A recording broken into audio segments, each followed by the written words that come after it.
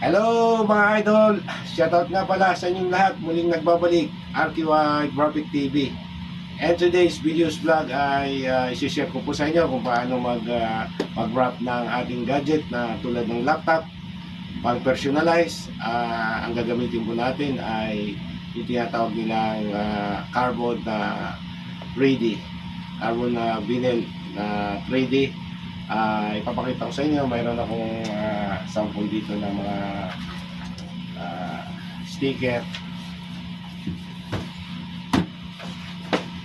Ito pang personalize lang ito mga idol. Ito mga idol, 3D siya. Ang kakabitan natin ay itong Lenovo na laptop. Ayan mga idol. Kakabitan natin ito dito sa harap, pati dito sa likod. Ayan mga idol.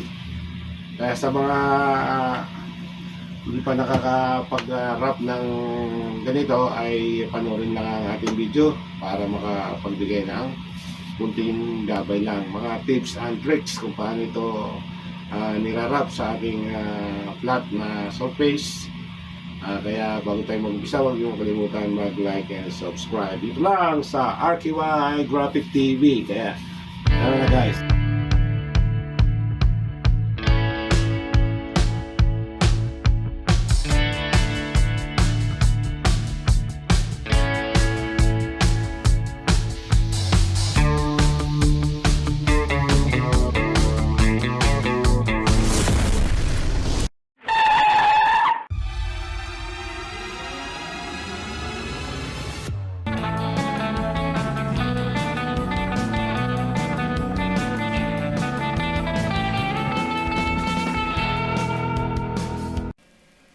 Disclaimer, ang video tutorial na ito ay base lamang sa personal kong kaalaman at karanasan.